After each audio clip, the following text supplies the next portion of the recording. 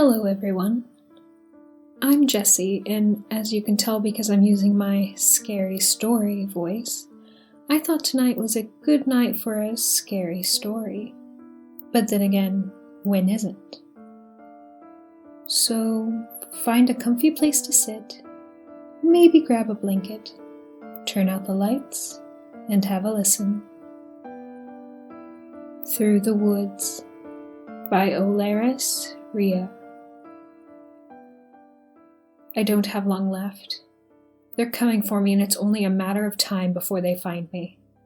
I'm sitting here in this abandoned shack I found in the woods, using only the shafts of moonlight that's coming through the broken windows to write this. I know that this will be the last chance I get to warn everyone, to tell them to find safety and hide. Hide. I never thought in 1,000 years that I would ever think to use this word for myself. I can barely write this. My hands are shaking so violently, the blood off my fingers is staining the paper as I try to write. I'm sorry. I'm so sorry that it has come to this, that I have had to hide like some kind of animal. They're all dead. My friends, my comrades. Jen was the first to go down. They caught her as we were leaving the old mill back in town. I don't know how they found out we were staying there, but they did. We were packing, taking as much as each of us could carry on our backs. We heard them break through the front doors of the mill, their booted steps echoing through the empty building as they ran, looking for us. We grabbed what we had and ran for the roof. But Jen forgot something, a locket or some shit. I told her to leave it. We'd come back for it later, but she couldn't leave it. Jen had told me once that the locket was a gift from another life. From a time she would never forget, a lover lost to war. I wasn't surprised that she wouldn't leave it, but I still tried to beg her to come with us, that it wasn't worth it. The others tried to tell her as well, but they were the ones who told me to leave her. They're the ones who told me that we needed to run. It had just started to rain as we ran across the roof. We could barely hear those first gunshots over the low rumble of the thunder above us. The first screams still echo in my ears. I can hear them as if they were still around me. The first screams made my skin crawl, the air filling with the sounds of death. Then, silence. The four of us were scaling down the ladders when the silence filled our ears. A deafening sound. We all stopped. We shouldn't have stopped, but we did. Luke was on the ground already. He was always the fastest out of the five of us. He was looking up at the roof just as we were. Zach was beneath me on the ladder. Abby was above me, frozen as she waited. I should have known she'd have called to the roof for Jen. She should have never called out for her. We might have gotten away if she hadn't. It was only seconds after Abby had called out that we saw the black figure look over the edge of the roof. And I know my eyes went wide, just like the others. That black, menacing figure. I'd heard so many tales of black dogs being omens, or black cats, ravens, and crows, but I had never felt as afraid as I had right then when I was staring up at the faceless black figure that stared back at us. It was Zach that broke the silence finally. He yelled at us to jump and run. We were still halfway up the building on the ladders, and looking down, I remember seeing Luke shouting up at us. I couldn't hear what he was yelling. The gunshots were too loud around us. I didn't get a chance to jump. Zach grabbed my ankle and tugged hard, forcing me to release the prongs of the ladder. Abby had already jumped off to the side where she'd been, hurling herself down to the ground below. She'd always been the one to make these kinds of jumps with such precision and beauty. She'd been a dancer once, a long time ago. She landed almost naturally on the ground below, rolling a few feet before standing up and grabbing at Luke, trying to pull him with her, telling him we'd catch up. I felt the ground before I saw it. My body bounced against the hard pavement, and I felt my knees and palms scrape against its rough surface. Zach, though, was there with me, grabbing me up and pulling me to my feet. Luke was around us, trying to get us to move. It was all happening so fast. I remember briefly looking back at the mill's roof and seeing 8 black figures now, all of them shooting towards us. But we were faster than they were anticipating. We weren't Jen. We weren't reckless and rushing in blindly like she had. The next thing I knew, the 4 of us were running down the alley between the old general store and the florist. Zach brought me here once. It was one of the only places in this small town that sold our favorite brand of drink. It had been back when I first met him, after I wandered into the town. I remember that day like it was yesterday. His dark hair and those violet-colored eyes. He was dashing and polite, but so mysterious. I had been so thirsty from wandering through the woods that surrounded the town. So hungry. I still don't know how the 4 of us managed to get away from the mill, but we knew that it hadn't been without sacrifice. None of us asked about Jen. None of us questioned if she'd catch up or where she could be. It was like all 4 of us knew the answer without asking it aloud. I knew. There was no way she had gotten out of there alive. They'd killed her. Just like they'd kill us if they caught us.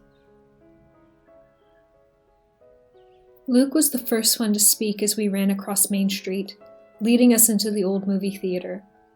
He said what we all knew. We had to leave, to run as fast as we could and get out of there. He told us of a sanctuary, a place where we'd all be safe. St. Louis. I'd never been there before, but I knew it was at least an hour and a half away from our little town of Herman. Zach asked him how we'd possibly make it there, and Luke just told him we'd figure it out. I almost felt as if maybe Luke knew what was to come, but was just too afraid to tell us. Abby was already checking the theater, making sure that we were safe. At least for a few moments. She was the quietest of us all, so she was always the first to volunteer to go scout around if we needed it. When she came back, though, none of us were ready for the look on her face. She had no color on her face, which was saying something due to how light-toned she already was. She told us we couldn't stay here, but of course when Luke asked her why and she wouldn't answer, he pushed her out of the way and walked into theater number 1. I shouldn't have followed. I should have listened to Zach when he told me to stay with Abby. My hand shot to my face immediately after walking into the dark room. I covered my mouth and nose. The smell of blood was so overwhelming that it made my stomach lurch and turn. At least 15 people. All of them dead. There were bullet casings covering the floors and the bodies were just thrown across the chairs and in the aisles. Zach told me later that this is where they'd lured everyone at first. That this is how they got so many of us down so quickly. I still didn't understand what was going on though, but I was too afraid to ask. Abby came running into the theater room shortly after, telling us we had to leave right then. We didn't ask questions, we didn't need to. Zach ran to the back of the theater, back past the screen and pushed open the door to the back alley. We ran. We had to. We left our temporary hiding place and ran back out into the rain that was now pouring down from the sky like buckets that were being dumped down on top of us. We had to run to the forest, to where we had constant cover and safety. But that was at least 8 blocks away in either direction. We were almost in the center of town. Luke thought we should head towards the bus station, which was back on the east side of town. It made the most sense because St. Louis was east of here.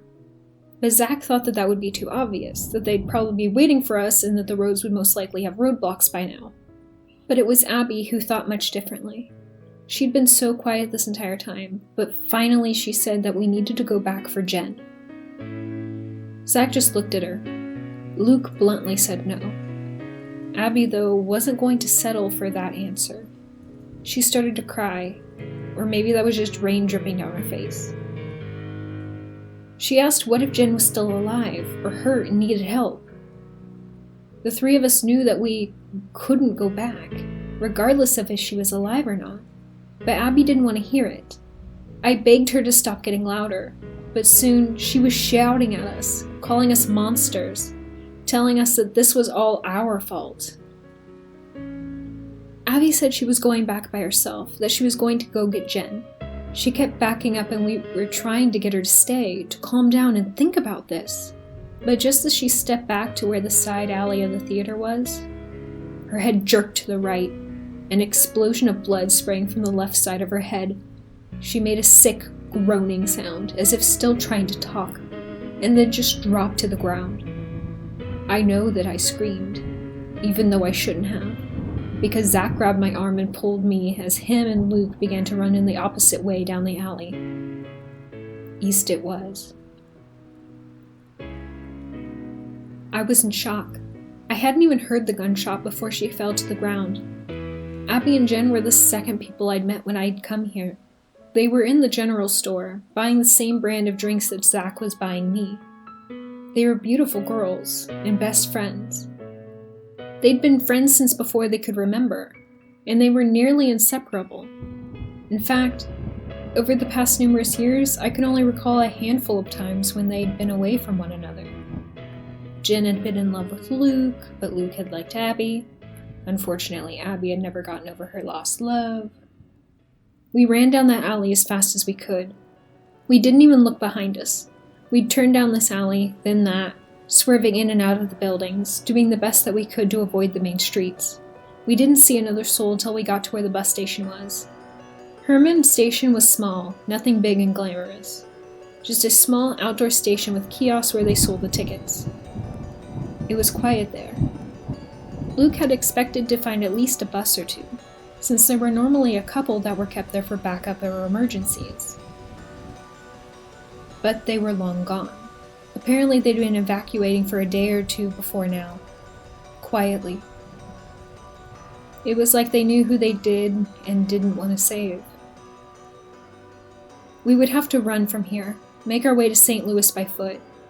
Luke even grabbed a map from a nearby kiosk just so we knew where we were going, and where to avoid. He'd made the trip to St. Louis numerous times, but this would be the first time any of us walked there. We let our guard down though. We finally thought we were free, that we had our way out and that we were going to get out of there. We started walking towards the tree line to the woods, and we didn't bother checking behind us. We were stupid. Luke heard them first, those heavy combat-grade boots slamming against the concrete as they ran. He told us to run. He told Zach to keep me safe. They had their guns up and firing before I even knew what was going on. I heard the bullets ricocheting from around us as Zach pulled me by my hand towards the trees. I didn't dare look back at Luke. I could hear the screams again, just like before at the mill. People were dying. Luke was dying. While we were running, I asked Zach what was going on, why this was happening. I thought we had a government immunity, that we were safe, that we could live. Zach told me that the immunity was over, that the newest president had thrown out the agreements and had deemed us all a threat to the nation. He called us monsters. He said that we had no reason to be here anymore. Zach told me that we were no longer safe. He said that all we could do was to get to St. Louis, where the safe house had been built just in case anything like this had ever happened. From that point to now, sitting in the shack, it is all still a blur. We ran for quite a while, then just started walking east. It had started to get dark when the sound of helicopters could be heard in the distance. Zach told me not to worry about it, to just keep moving, but I had this overwhelming feeling of dread building up inside of me. We were in the middle of nowhere. I had no idea where we were or which way to go. Zach was leading me every step of the way, and I trusted him, just as I always had since the day that I had met him. He was my savior and my protector. He'd recognized me the moment I had entered Herman. He knew that I was someone who would need to be protected. He took me under his wing and did just that. He introduced me to his friends, took me to the mill, showed me what it was like to trust and have friends again. Even now, when his life was on the line, when he knew that if he left me behind he could save himself, he protected me. He taught me so much over the past numerous years. I didn't know what I would ever do without him. I had relied on him so much that now I didn't want to think about what would happen if we were separated. But we were separated. After hearing those helicopters in the distance, we heard the dogs, and then the people. The men were loud as they hunted us through the woods, obviously not trying to hide that they were close. It was like a game of cat and mouse to them. The hunters had become the hunted. When they were starting to surround us, Zach hid me in a bush and told me to find the first opening and make a run for it. I didn't want to. I wanted to stay right there and die with him. I stayed long enough to see the start of the fight. They kicked him and punched him, and he took every hit, even though I knew that he could have fought back. He was stalling them. He was saving me. It took every fiber of my being to not call out for him, to scream his name as I watched them taunt him and stab him. They laughed at him, called him names, and dared him to fight back like the others. But he didn't. He just looked towards where he'd hidden me and closed his eyes. I still don't know how I got out of there, or even when. I just know that I ran the moment they shot that first bullet. I ran for what felt like hours. I ran until my chest burned and my body ached. I ran as fast as I possibly could, putting as much distance as I could between me and them. Now I'm here, hiding. I can hear the helicopters now, far off in the distance. I could try to run for it, but I don't know where I'd go. I'm going to fight. I have to. It is in my nature. I've already drank my last bottle of fangs. And I remember that first bottle that Zach ever gave me. The government had created this for us. To sate our hunger so that we didn't have to feed. So that we could live with everyone else. We worked. We loved. We laughed. We did just as everyone else did. We made names for ourselves and became citizens. We didn't need to train to hunt. We didn't need to fight. We grew weak and civilized. We weren't monsters. We weren't vampires. We were us. But that's gone now. Abby, Jen, Luke, Zach, they're all gone now. Fangs is gone. We are once again the monsters, the creatures of the darkness. I can hear the dogs now, see the artificial rays from their flashlights and spotlights through the broken windows. The humans have declared war. They intend to eradicate and remove every last one of us. This is war, and I will stand and fight.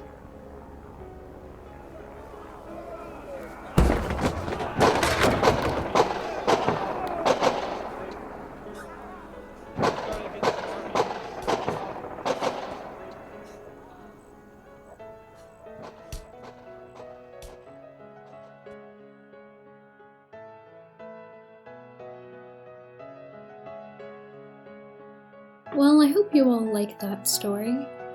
Let me know down in the comments if that ending was what you were expecting. Though, I have a feeling it probably wasn't. Anyhow, it's time to look at this piece from artist Eichweif from Germany. If you'd like to see more of her work, then check out her links in the description. Also, if you'd like a chance for your art to be featured at the end of my videos, just submit your work via social media. All my links are down below. While you're down there, you might as well check out the info on the giveaway I'll be doing once this channel reaches 500 subscribers.